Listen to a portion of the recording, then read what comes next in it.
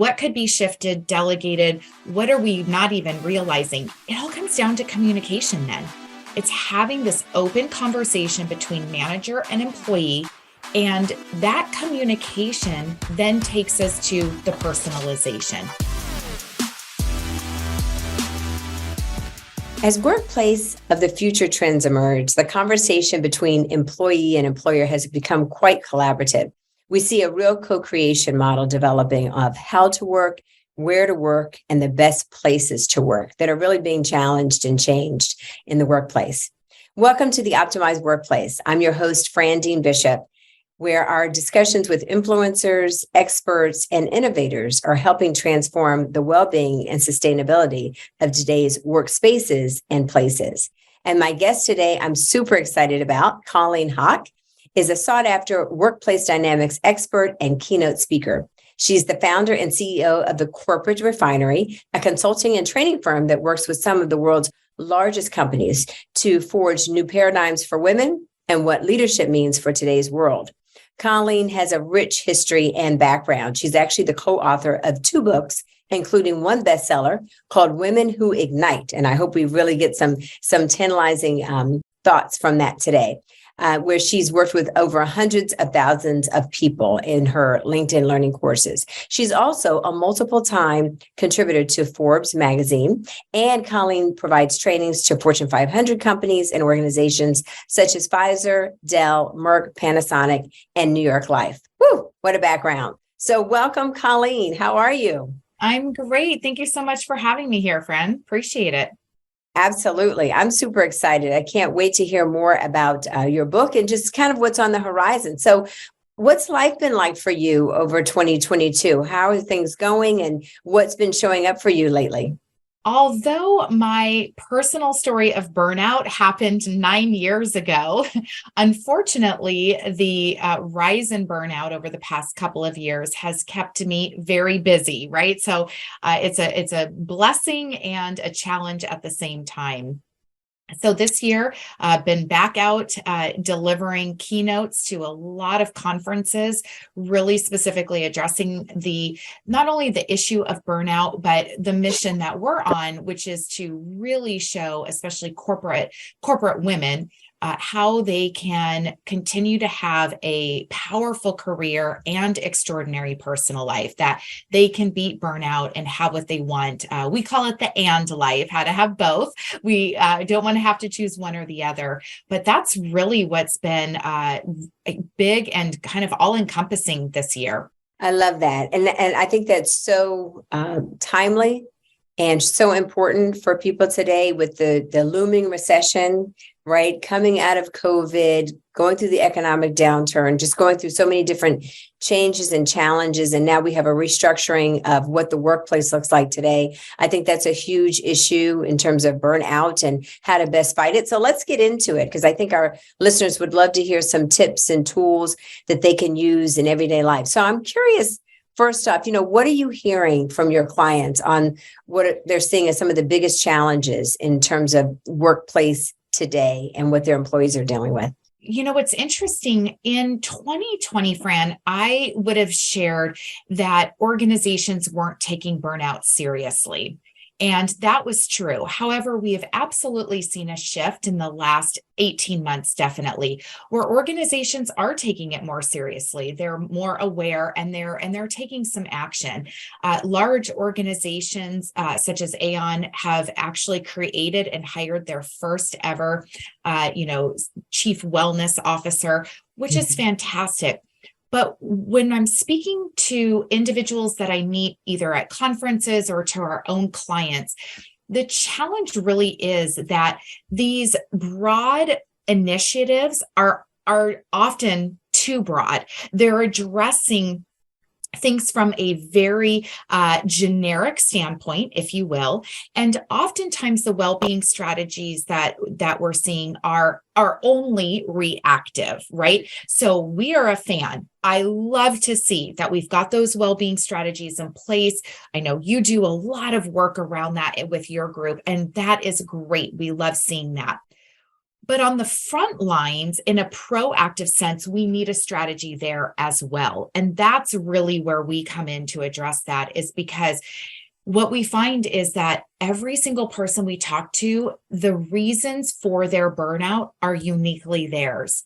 It's a different situation for every single individual. So again, I love that these well-being resources are there kind of as a support system after we're already there. But what can we be doing to go in and address burnout from the forefront to start to mitigate that? So that's a lot of the work that we're doing, is speaking directly to executive women who they themselves are feeling the burnout, while at the same time working with managers and leaders on how can they be addressing their own burnout, but also mitigating their team's burnout. So that's, Fran, what's been really interesting to see, is loving the shift by organizations of saying, look, we got it. We've got to put some resources, but now we need to look at it and even layer deeper to the individuals. Absolutely. That is so important. I love what you said around strategy and your own unique issue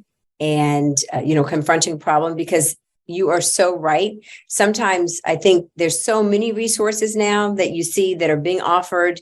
You could see it from the checkout line at a grocery store. You pick up a magazine and there's 1,000 tips in that magazine. And then you go to work and they're offering 1,000 different apps for you to deal with mental health and physical health, that I think it's inundated today's employees so much that people are almost resistant to doing anything, right? They're almost have a paralysis around really approaching the issue. So let's talk about that a little bit. Let's dive a little bit deeper, because I think you're hitting on a really critical point. How do leaders of organizations, let's say you're in an organization and you're leading a team of 5 or even 50, how do you begin to approach strategy, as you mentioned, while you're not crossing any lines in terms of like HIPAA or any personal lines, and you're keeping it professional? But how do you focus on strategy or even think about strategy?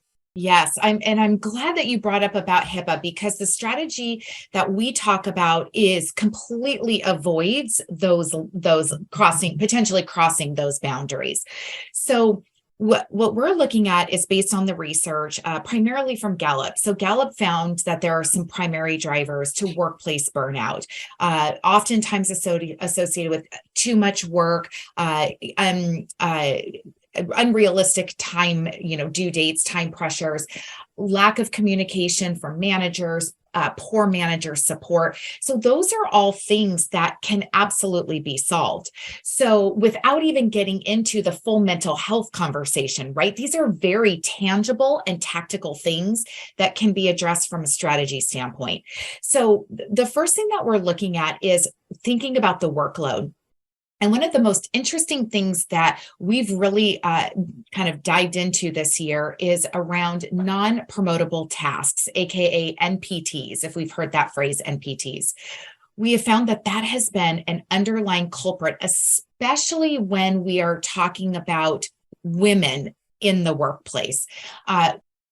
Managers are 50% more likely to ask women to take on non-promotable tasks. However, women are also 50% more likely to say yes when they're asked to take on a non-promotable task. Oh, yeah. It's like, give it to me. The more I can take on, the better. And then I burn myself out. Correct. And so the strategy is to identify for the individual employees, what are their tasks? What are their current responsibilities? What does their workload look like? And starting to break those down into which ones are actually promotable, things that they're doing that are going to help accelerate promotion, advancement, that acceleration, and which are those that anybody could do. They're not tied into the company's vision or mission, and starting to weed out which ones are appropriate or not. Because look, the fact is that when employees, and this is for women and men, when employees want to move up, when they want to get promoted, yet they're taking on these non-promotable tasks, their answer is, I just work more, because they don't want to give up the promotable tasks, right? So they just take on more and more and more. anymore. And it's also not as fulfilling. So that's the first strategy, is to really evaluate what are the tasks that you're doing. And most people, we know how this goes. You get busy in your corporate job and you're not really taking time to assess what's most important. So that's the first step, is finding those and communicating with management to see what could be shifted, delegated, what are we not even realizing. And quite frankly, Fran, it all comes down to communication then. It's having this open conversation between manager and employee. And that communication then takes us to the personalization. That's where we can really get down into the nitty-gritty and collaborate and find out what works for the individual, which should then help support the team and the greater organization.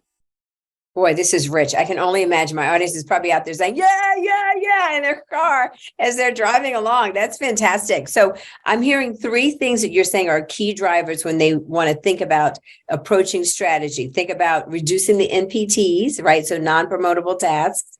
Secondly, you mentioned the communication. So really upping the game on communication. And I think you're absolutely right.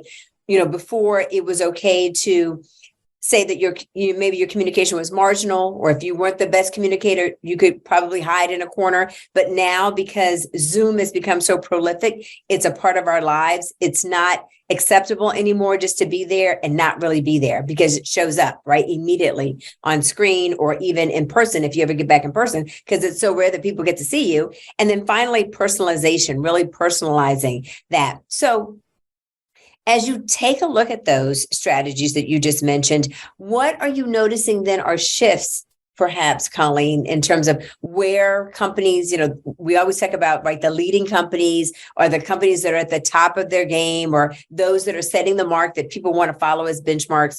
What are companies doing now in terms of the shifts in this key area of really looking at how they can shift people and shift their mindset around these areas?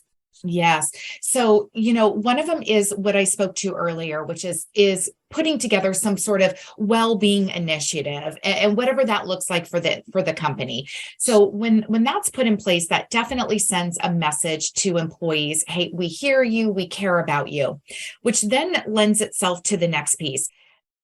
Companies, and specifically teams that are successful, are those who have managers that lead with humanity. And this is what this all gets back down to. It's all about leading with humanity. This old school thought of leave our emotions at the door. Can't have emotions in business. It's just complete BS, right? We are actual human beings hardwired for emotion. It's going to come into the workplace regardless. So as a successful leader is leading with humanity, acknowledging that each of the individual employees have their own emotions, feelings, thoughts, experiences that are contributing to their success or hindrance of their work performance. So those successful companies have leaders who lead with that humanity. And then within that's what we just talked about, the communication piece.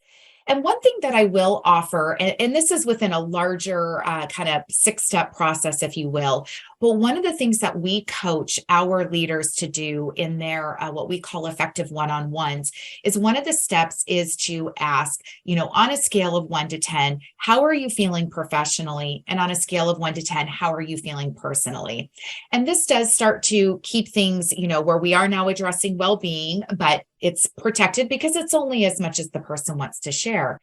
And by giving them the option to just provide a rating, a number, allows the leader to know, hey, where is my employee's mindset today, right? They just gave themselves a 7 professionally and a 5 personally. They haven't said anything else. That's okay. It just allows that leader to maybe have a little bit more awareness, or, a different approach that they might take.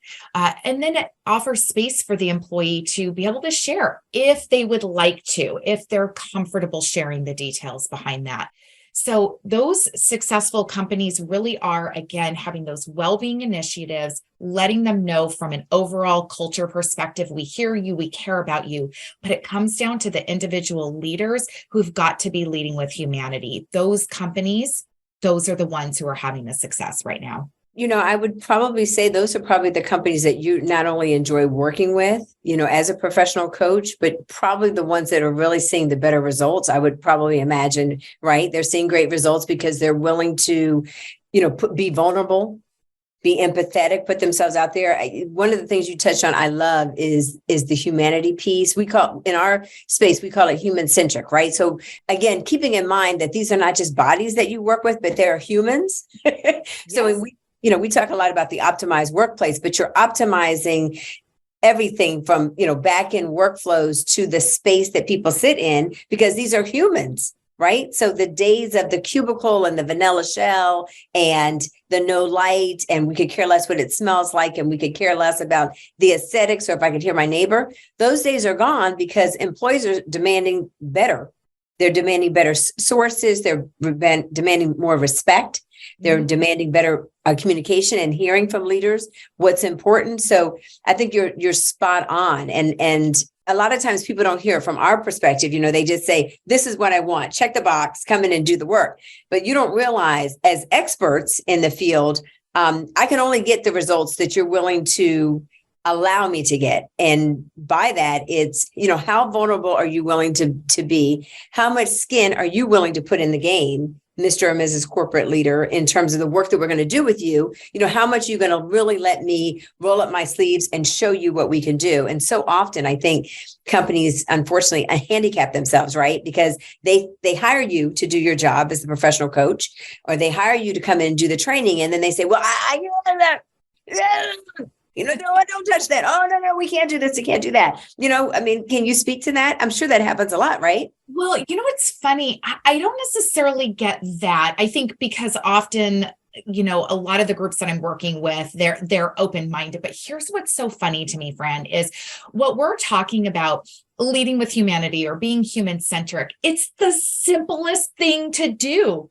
I see so many organizations who think, okay, I have to create this great culture, right? Employee retention is top of mind again, right? As we're in this situation. And they're like, I have to create this entire, program. Even just me personally, back in my corporate days, they redid our office and there was this game room, right? It had all the fun stuff in there. And it was like, you don't need to do that if your managers just lead with human beings, right? It's actually not that difficult. And you mentioned a key word, which is just vulnerability. Guess what? Vulnerability is free. It is free. I can put two leaders side by side. And I'm a little jaded, I will admit, because I come from a sales background in corporate. So sales definitely has these two types of leaders. One is that leader who's leading with humanity, who's doing the things that we've talked about, right? Open communication, revealing some vulnerability, all free things, versus the old school manager who feels like they have to do all of these perks and these contests to motivate. All of these things that actually cost money, yet which one delivers the better result? It's always the one with humanity.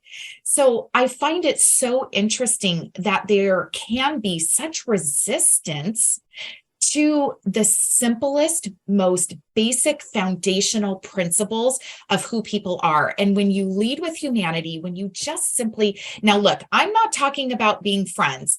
I'm not talking about leading to be liked. I'm talking about leading for effectiveness, right? But when we connect with people as human beings, the effectiveness is that much greater than when we're trying to go in and artificially motivate people or have these, like you said, this, old school, this is your cubicle and this is the lighting and I don't care what you think, right? Yeah, absolutely. I'm so curious. I know we talked about being vulnerable and vulnerability, but from your perspective, why do you think that is so hard? Do you think that people want, it goes back to authenticity, right? Letting people see who you really are and being willing to kind of fold away or pull away some of the layers. Why do you think that is so difficult in this day and age of TikTok and social and people, putting themselves out there? And I certainly say, while sometimes there's complaints about the younger generation, the Z's and the, what's the other one? I can't think, but millennials. Yeah, the millennials.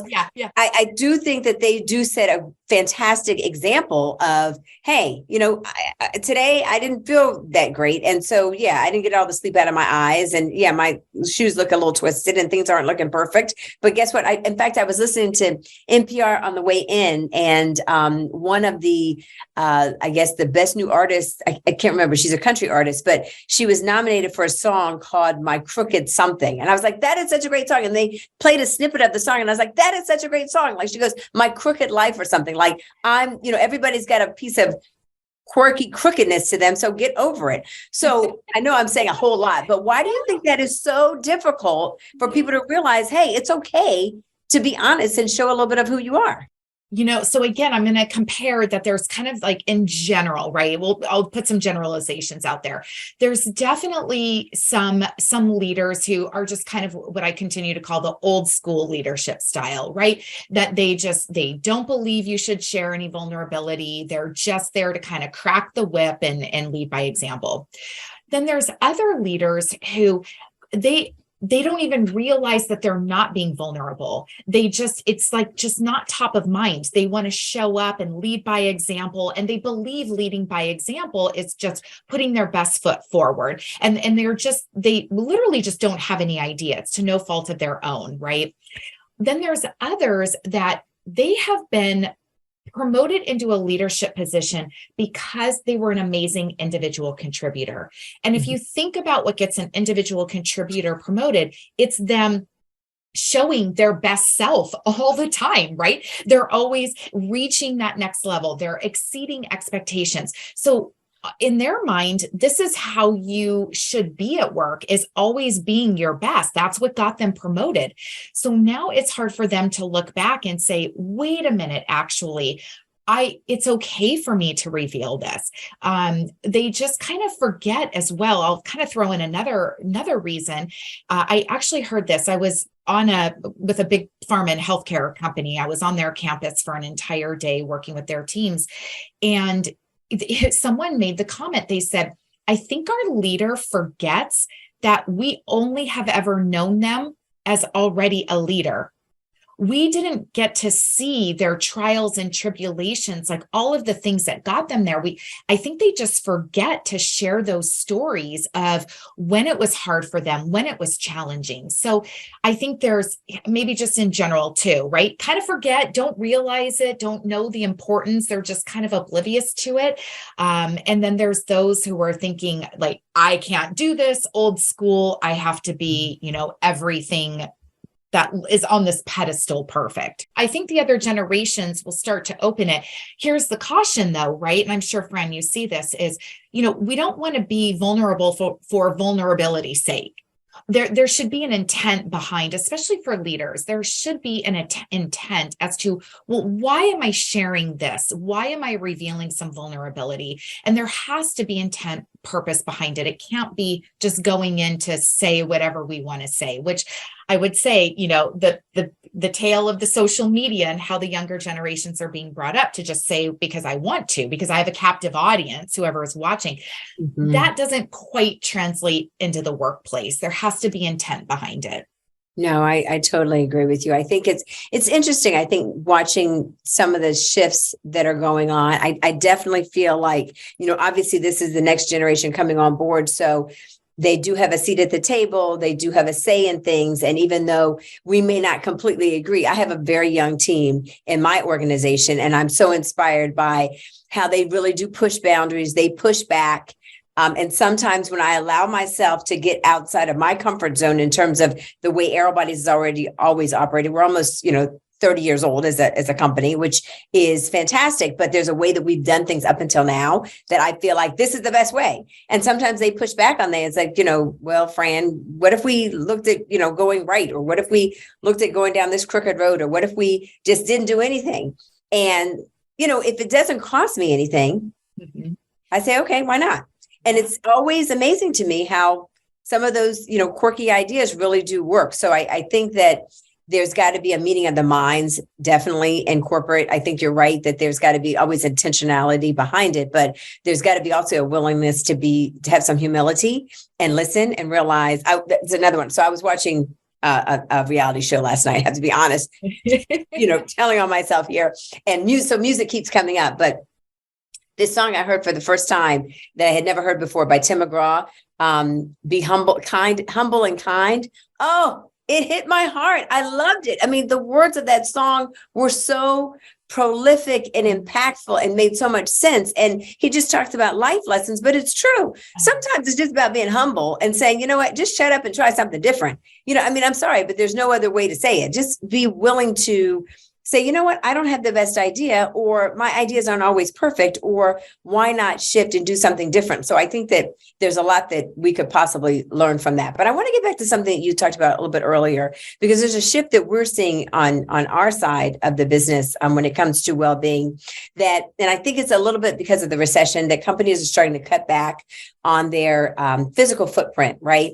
In terms of, what they're offering in the workplace, and they're putting it back on employees to kind of figure it out. Not so much the mental health. I think companies have realized that, with COVID and everything else, if you don't, be proactive and help people out from a mental health perspective, you're going to have some problems. But I do think that there is a cutback and a shift going on that way. And I think it definitely has to do with the recession. But when it comes to the well-being piece, how involved would you say that leadership should be in terms of how they proactively approach well-being for their teams and employees?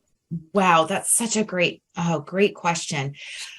So I think they need to be involved in several ways. I don't know to what percentage or quantity or how I would necessarily put it. But first of all, they have to be taking care of their own well-being, right? They cannot sit and preach it or just talk about it. They've got to embrace it and model it. I know, during my lowest point, I had 13 months where I was only sleeping 4 or 5 hours a week. I was doing nothing but working, and I tried to hide it from my team. And I was definitely not serving as a good role model. So I learned my lesson about that. So they need to be doing that. They also need to understand what the company's offerings are in terms of resources so that they can be sharing, because a lot of times there's resources available that the individual employees just aren't even aware of. So I do think as a leader, do I want to say it's your must-do responsibility? No, but I do think as a leader who leads with humanity, it would be really nice if you were sharing and reminding people of the resources that are available. I know that they would appreciate it. But it's one thing that's interesting, Fran, that you mentioned. The one place we are seeing a bit of a shift is because of this hybrid work model and leaders' desire to get people back in the office. We are really trying to tie in, hey, the well-being and these in-person things that maybe from traditionally would have been a budget cut are actually a great anchor to bring people back in, because there can be so much socialization that happens within these kind of well-being initiatives. I'm sure, a lot of what you do. And that's the number one reason people actually do want to come back into the office is for the socialization, the connection with their peers. So tying the well-being into that is kind of an anchor point, I think really solves for what management wants to see, which is, people in the office, and what people want to see, which is help support my well-being, my overall mental health, and get me back with, to socialize and interact. So, but leaders, I would say probably the other thing is, leaders are that communication pipeline between frontline employees and, senior leadership and the C-suite. So leaders do have an active responsibility to be listening for what that mental health is. Like I said, that simple question of give me on a scale of 1 to 10, how are you feeling these days? What a great barometer to use for leaders to communicate back to senior leadership. So I think that they do have quite a bit of involvement. It's almost just in several different facets, if you will, multiple touches across that kind of spectrum of well-being and mental health. Oh, that's fantastic. I love that. Yeah, I think that you hit on the hot spot. The socialization aspect is so critical and so key. It's really hard to have big picture thinking and meetings and collaboration, you know, through, this tube. While it's Right. very important and it serves a basis and a baseline, some of the best ideas, I think, for companies. I was at an event a couple of weeks ago, and the president of LinkedIn, CEO of LinkedIn, was speaking, and he talked a lot about what it's like to be around that water cooler and talk and have that time to really kick back and have a cup of coffee or have a beer and have a conversation. And when you're just sitting back and talking, how those great big ideas come. And, he talked about some of the shifts that they made and the pivots they made during COVID that really translated into, billions of dollars. So I think you're absolutely right. And wellness has a way to bring that back. I remember back in the day when we created lots of challenges and fitness events and contests. And although we don't do as much of that anymore, I think the whole piece that we do around optimization, right, and really having people being in a workplace and optimizing that is so critically important. So you're preaching to the choir here, and I'm hoping folks are taking that away, because socialization is critical. So as we kind of wind down our conversation, I'm so curious, what, passion projects or events that do you have that are coming up maybe in 2023 that you're excited about, or anything you'd like to share with our audience that is kind of a key takeaway or things that you're looking forward to?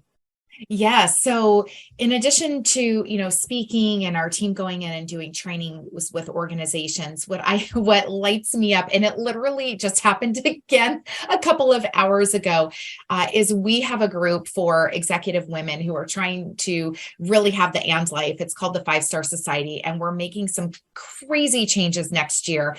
But we've just had this community that comes together. Has been so beautiful. So I won't name the company, but it is a major company. And one of our 5-Star Society members just won the highest award that this company offers. She literally received it this morning. And then just about 4 weeks ago, one of our other members made partner at her firm. So that just lights me up to continue. Like I said, this for me, my personal mission and how, the Corporate Refinery ever even came to be was because of my own personal story of burnout, where I thought at the end of 2013, my only option was to quit my job if I wanted to save myself or my family. And thank goodness I did not do that. I figured out how to have the things that I wanted at that time and make those shifts, and to be able to bring that not only to organizations, but to individual women, and then see them just excel beyond what they ever thought was possible has just been amazing. So I'm excited to bring some new things into the following year. Oh, that's fantastic, Colleen. I could tell it lights you up to hear that your clients are being successful. I always say the best recognition of success is when a client can fire you or has no reason to hire you, but they want to work with you anyway. I just love that. So that's fantastic. Congratulations and continued success, because I know that makes you feel good and inspires you to keep going and keep creating and keep curating great opportunities and programs for your clients. So if you want to learn more about Colleen Hauk, please make sure you look at our show notes this afternoon. She's doing fantastic things when it comes to women in the workplace and women in leadership, especially to fight burnout. So thank you so much for being with us. And again, this is your host, Fran Bishop from the Optimized Workplace, where again, it's one step at a time, one micro change at a time that really can optimize the well-being and sustainability of your people and your workspaces and places. It's been a delight to talk to Colleen, and thank you for joining us this afternoon. Thank you for having me.